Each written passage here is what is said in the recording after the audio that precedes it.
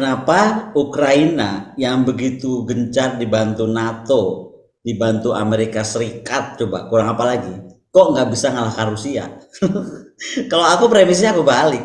Justru ini ada yang salah gitu kalau kalau melihat bahwa kenapa seolah-olah Ukraina tidak bisa dikalahkan Rusia.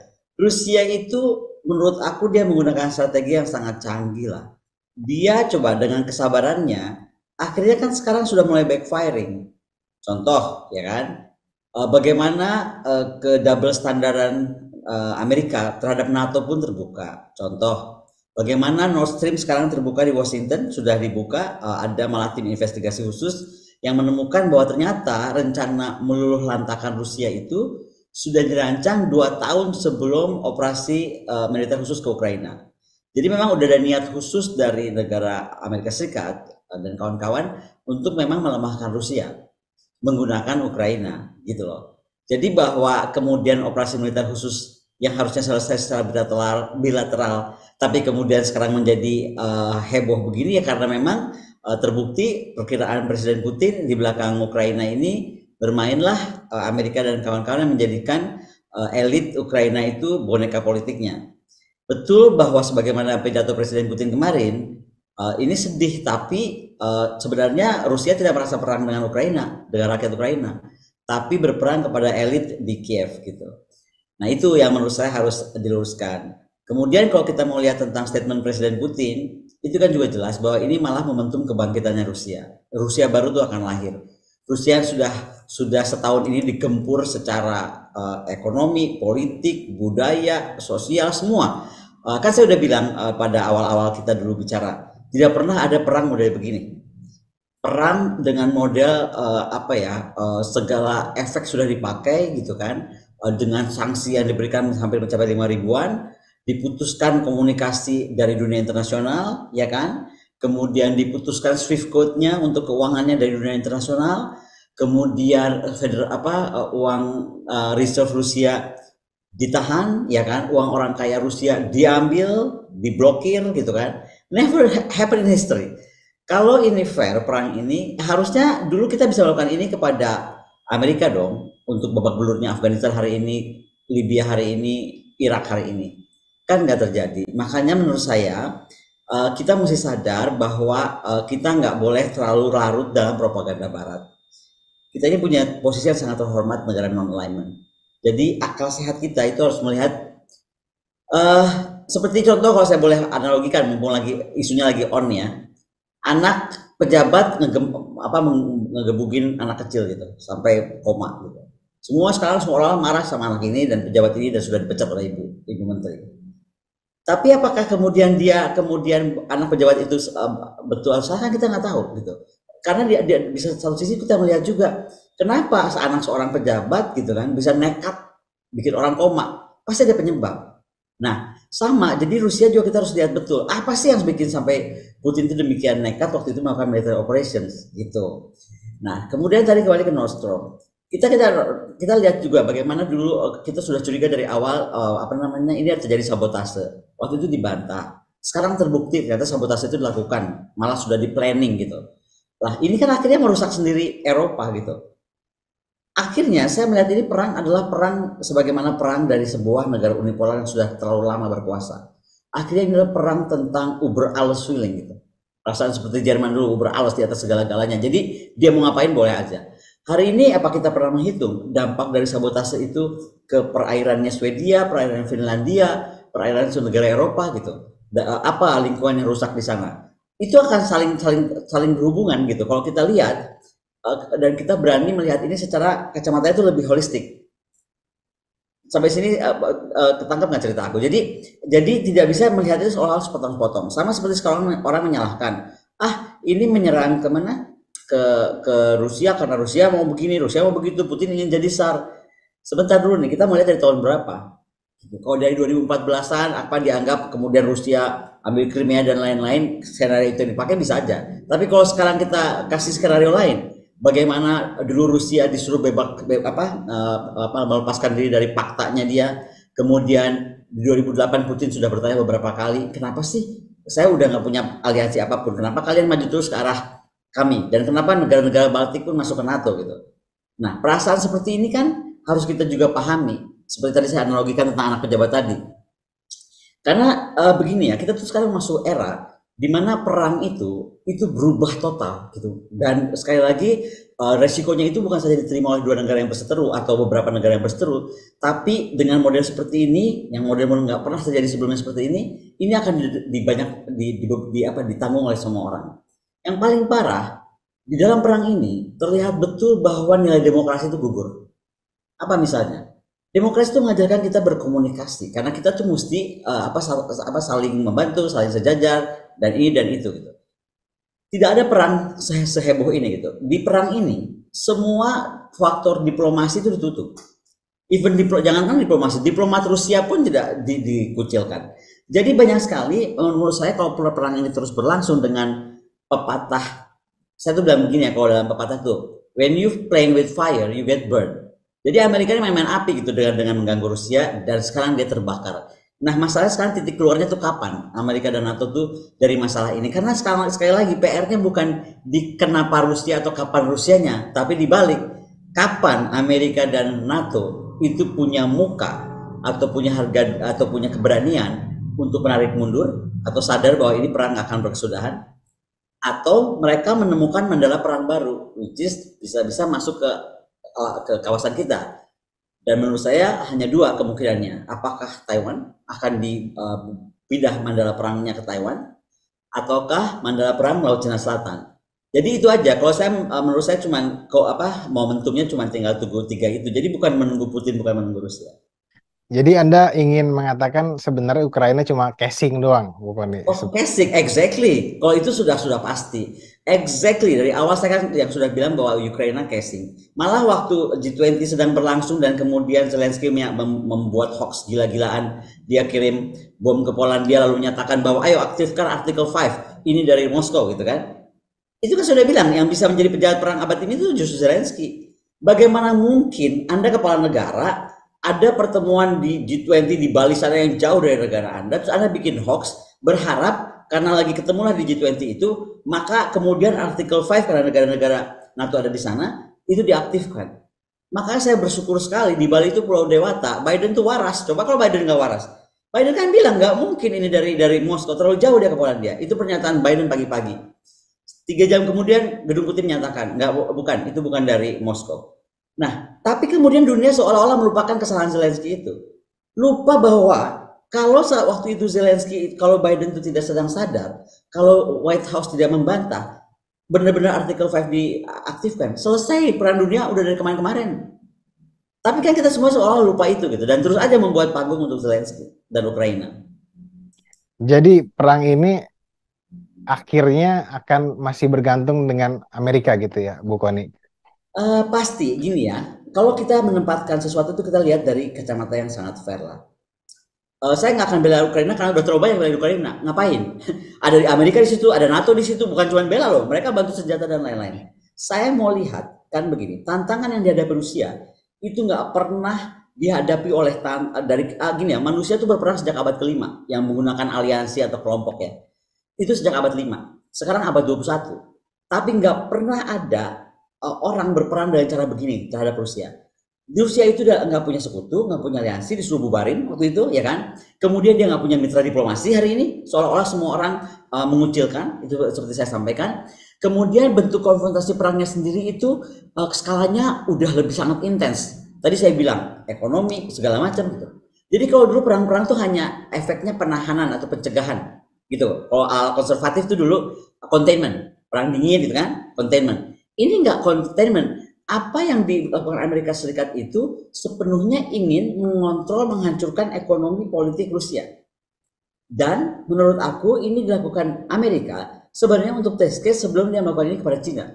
Kenapa? Karena dia tahu Rusia dan Cina ini hubungannya dekat. Contoh saja saya ambil dari urusan angkatan bersenjatanya.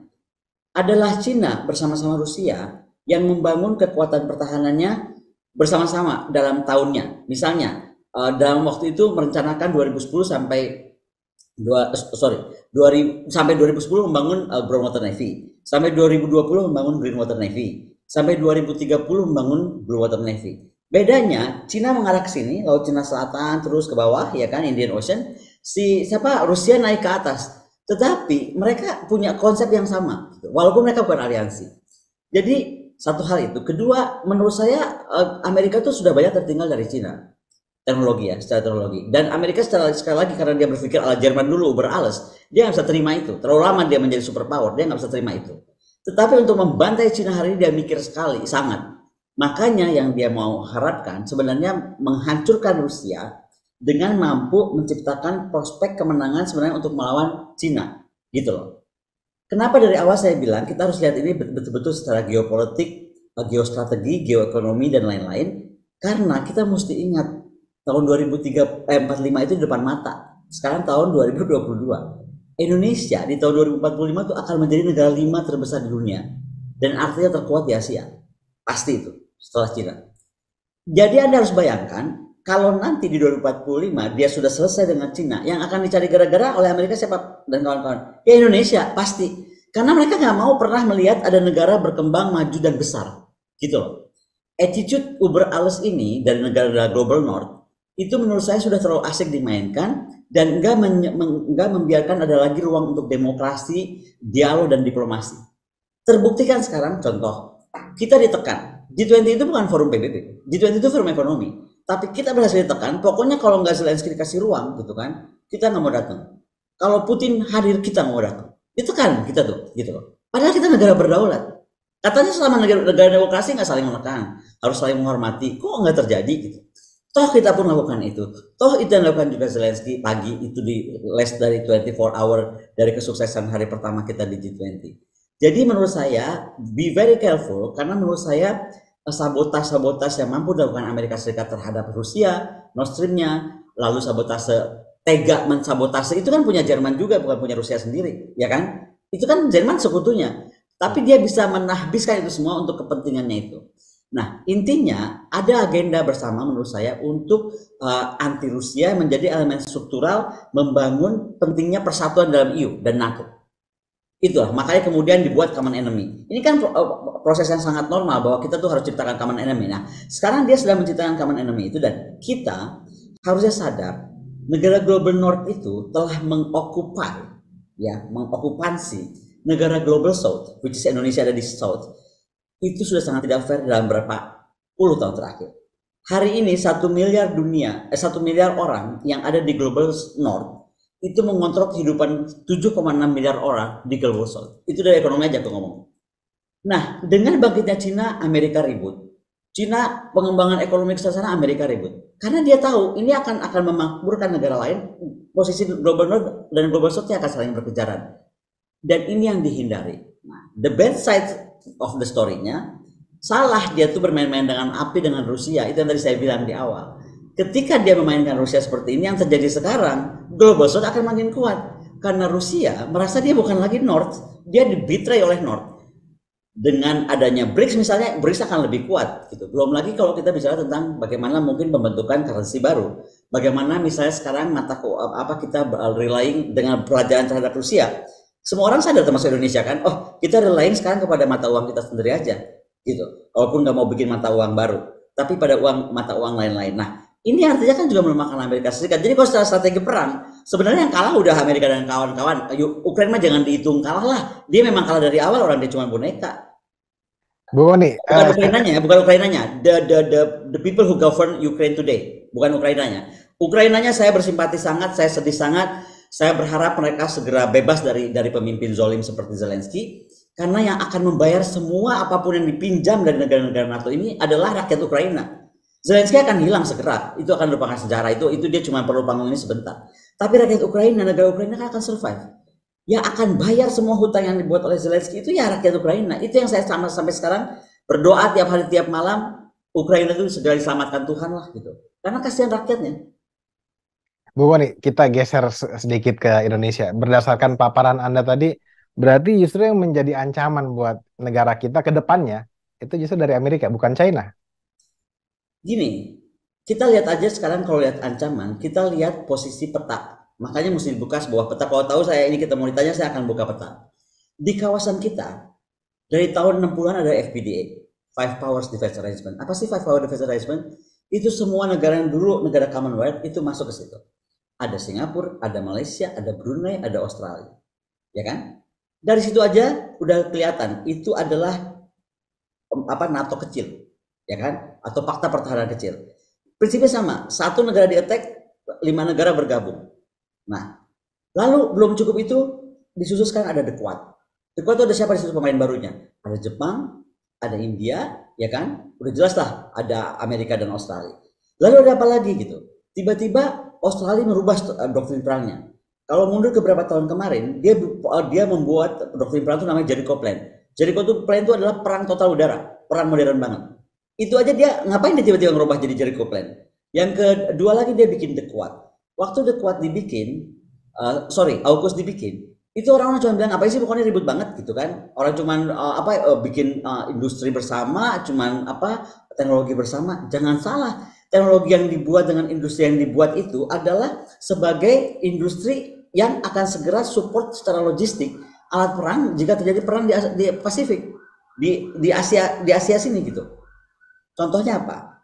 Sekarang dari 11 poin yang dilakukan oleh AUKUS itu menekankan kepada perang antariksa dan kerjasama perang antariksa. Sudah pasti cyber dan artificial intelligence. Sudah pasti perang bawah permukaan. Jadi di bawah laut itu artinya seluruh kekuatan akan semakin besar.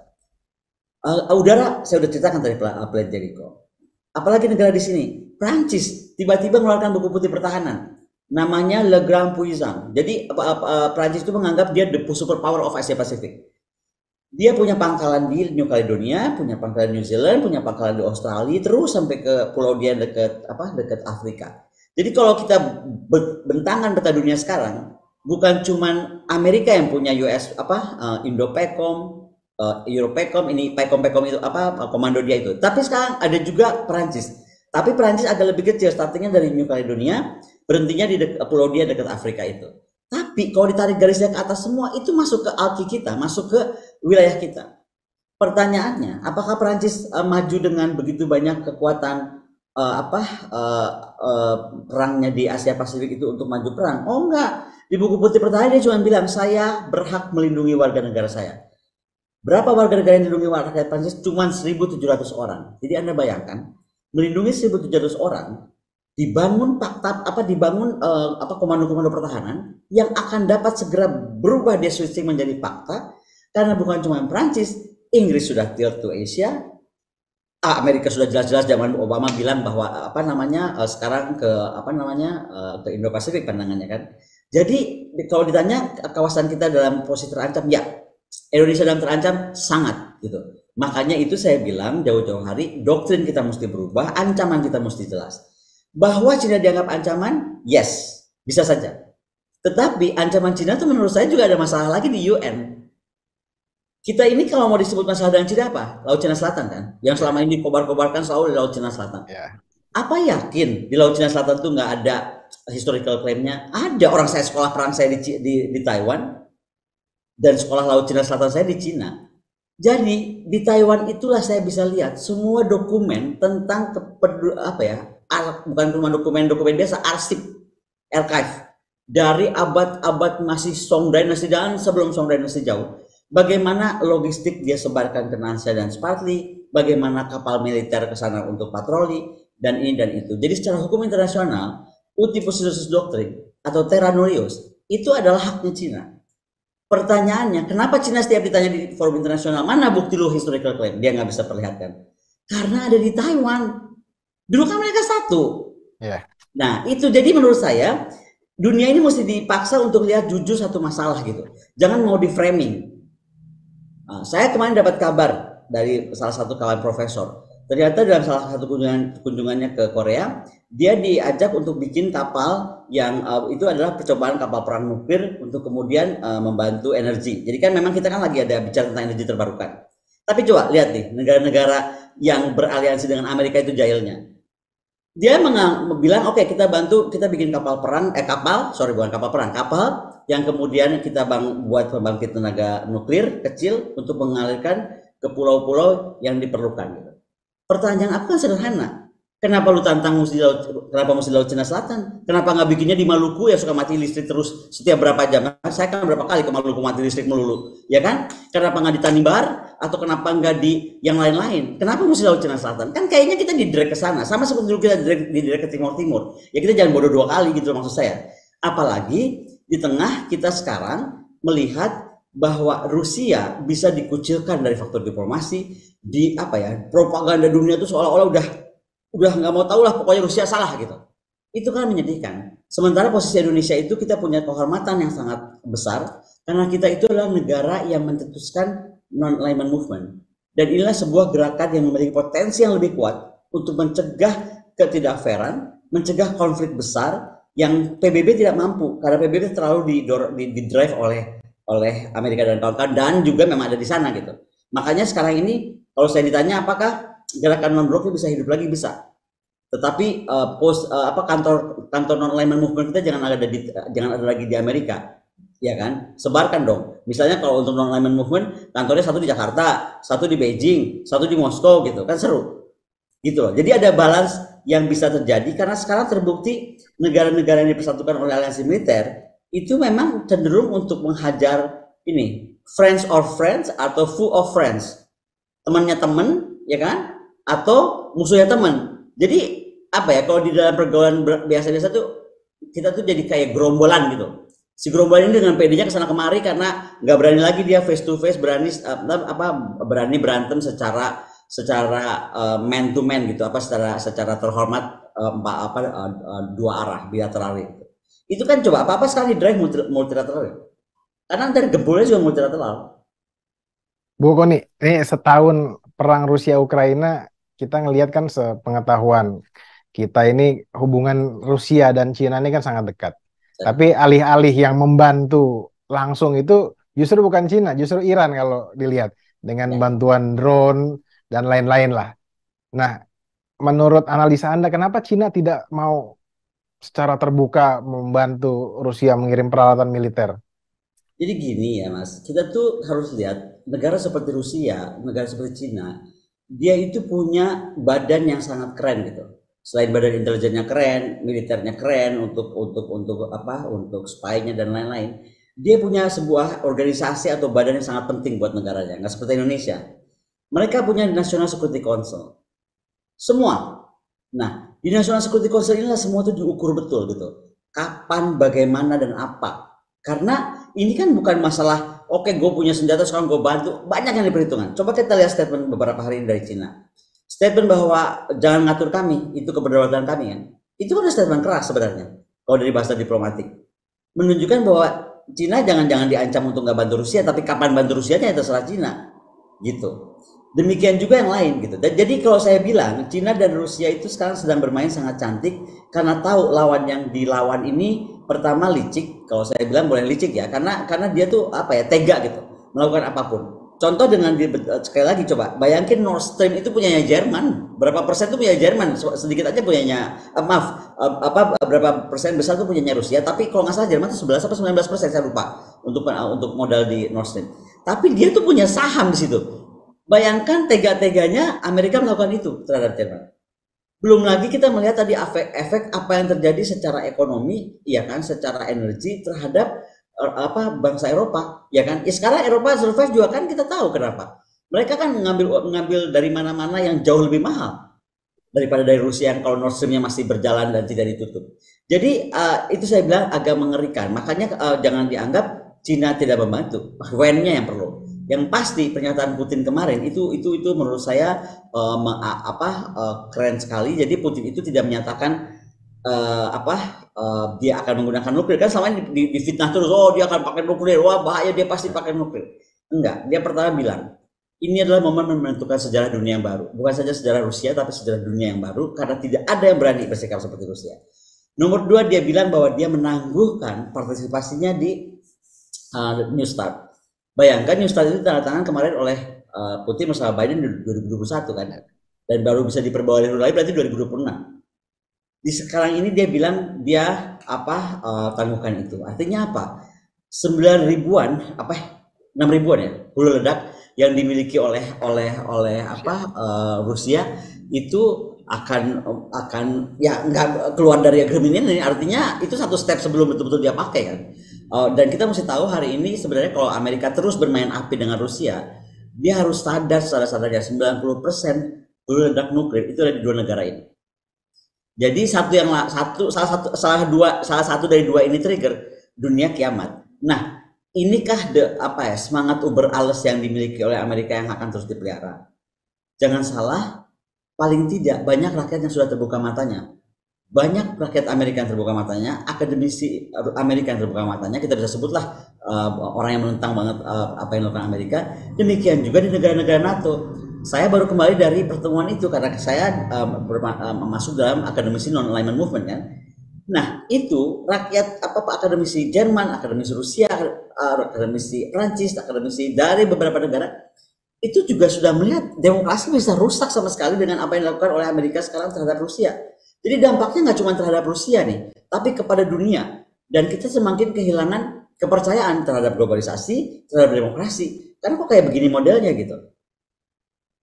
Bu Boni, beberapa waktu lalu kan Ibu bertemu langsung dengan Vladimir Putin di Moskow.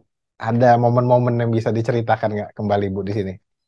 Kalau untuk momen saya cuma ingatkan, saya tuh heran karena kan Presiden Putin dan China tuh ada di Dewan Keamanan.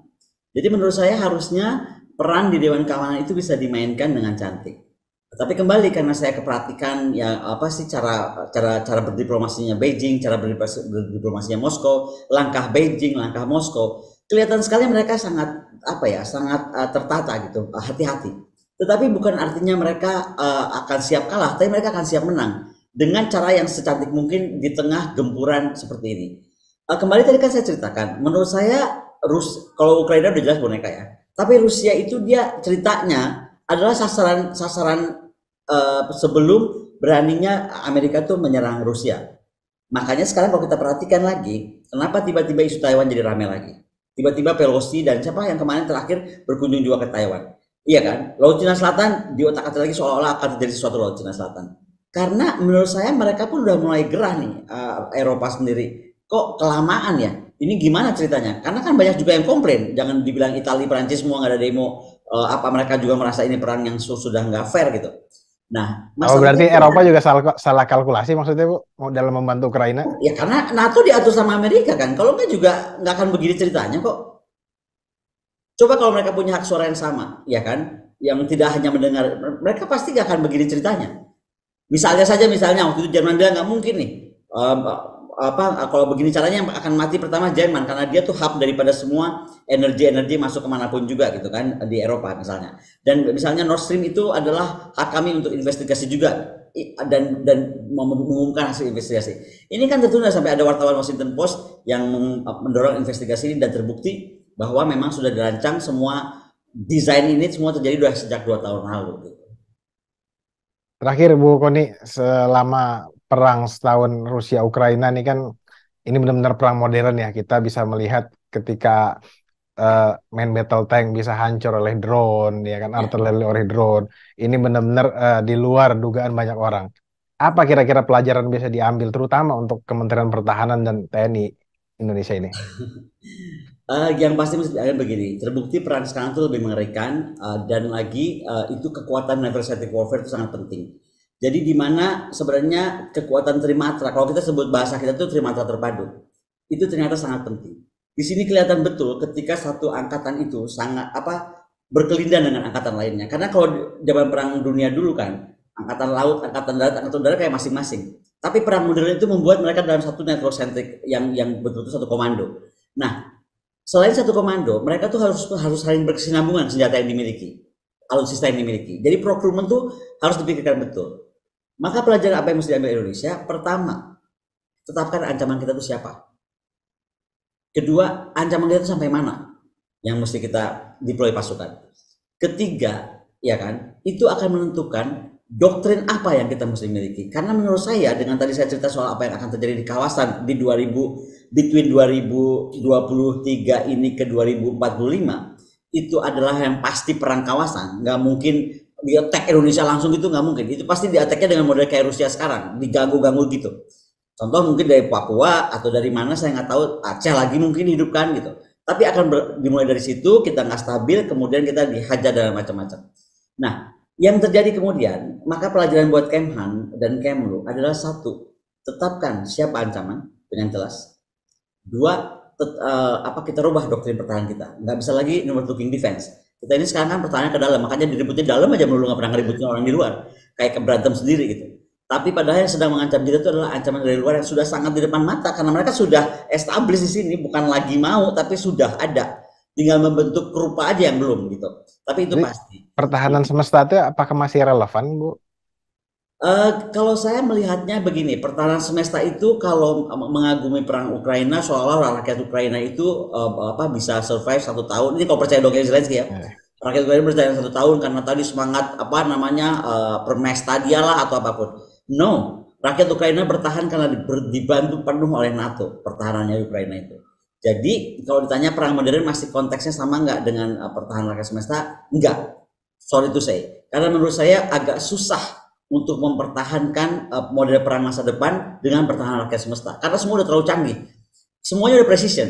Jangankan menyerang satu daerah tertentu, titik tertentu. Pesawat tempur belum terbang aja udah ketahuan ini friend or foe. Iya kan? Udah ada teknologinya semua. Kita ketahuan langsung ini friend or foe. Friend or foe langsung aja otomatis senjata otomatis juga semua keluar, gitu kan? Nah, pertanyaannya kan satu, kita sampai mana punya AFF? Apakah misalnya kemudian F-16 kita dilengkapi dengan AFF, gitu kan? Iya kan? Kemudian apakah kita betul-betul yakin kita akan stop urusan dengan pembelian Sukhoi misalnya? Berarti kita cuma satu blok NATO aja. Apa yakin begitu kita ada apa-apa di kawasan itu nggak semua bisa dikunci untuk nggak bisa terbang? Karena sekarang udah gampang sekali, nggak usah perlu fisiknya nggak perlu orang datang bikin pengumuman apa ini akan pesawat itu nggak bisa bergerak, bisa semua di lock kok, semuanya dari manapun juga kalau kita pakai sistem mereka. Hal-hal seperti itu mesti kita sangat pikirkan, karena sekali lagi Indonesia itu harus memainkan dengan cantik positional alignment-nya, karena sekarang ini dunia sedang melihat ke sana. Di bulan Juni besok pidato Bung Karno to build the world anew itu akan menjadi world treasure, ya kan? Akan diumumkan oleh UNESCO. Dan prinsip dasar dari pidato Bung Karno itu adalah Spirit of Bandung, yaitu Asia Afrika, yaitu non-alignment movement. Nah, disitulah Indonesia mesti bermain cantik sekali di dua belah pihak dengan aktif sehingga mereka tidak berani macam-macam terhadap kita. Saya kira itu pembelajaran yang harus dilakukan Indonesia agar tidak bernasib sama seperti Ukraina, setidak-tidaknya nanti di tahun 2045.